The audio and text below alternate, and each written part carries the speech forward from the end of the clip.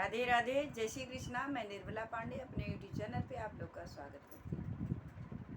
मैं एक विवाह गीत गा रही हूँ ललनवा का। आप लोग को अच्छा लगे तो लाइक शेयर सब्सक्राइब जरूर करना, हमें अपना आशीर्वाद देना।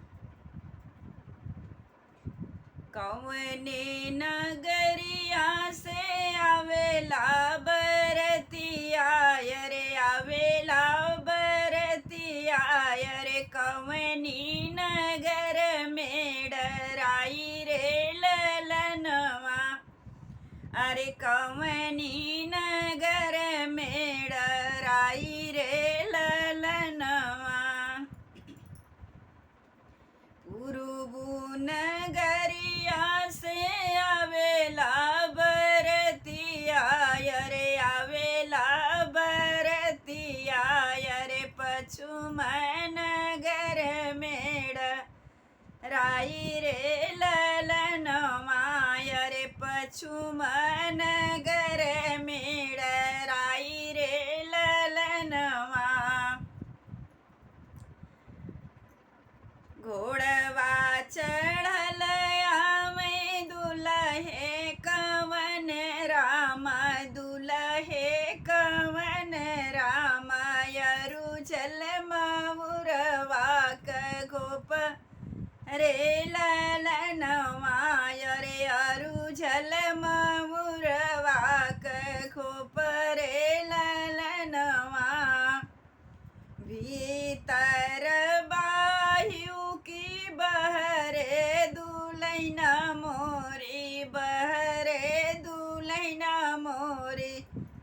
तनी एक दियना देखाव हो ललनवा रे, तनी एक दियना देखाव मोरी धनिया। कैसे कदियना देखाई हमरे स्वामी, देखाई हमरे स्वामी। अरे माड़े खड़ल मोरा बाबा रे ललनवा। अरे ठाड़ बाटन बाबा हमारे रे ललनवा। इतनी बचन सुने दुल्हे कवन राम, दुल्हे कवन राम। मंद मंद बहुत मुस्काई रे ललनवा रे, मंद मंद मन मुस्काई रे ललनवा।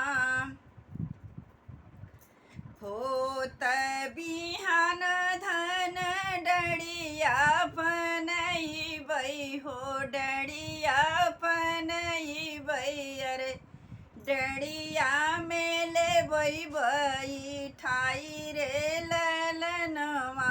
अरे डड़िया में ले बई बई ठाई रे ललनवा। होत बिहान धन डड़िया पनई बई। अरे का करी है मैया तोहार रे ललनवा। अरे का करी है बाबा तोहार रे ललनवा। राधे राधे, जय श्री कृष्णा। आपको अच्छा लगे तो लाइक शेयर सब्सक्राइब जरूर करना, हमारे चैनल को आगे बढ़ाइए। आप लोग मेरे बड़े छोटे और बेटा और बेटी सबसे रिक्वेस्ट करती हूँ कि आप लोग हमारा सपोर्ट करें, हमें आगे बढ़ाएं।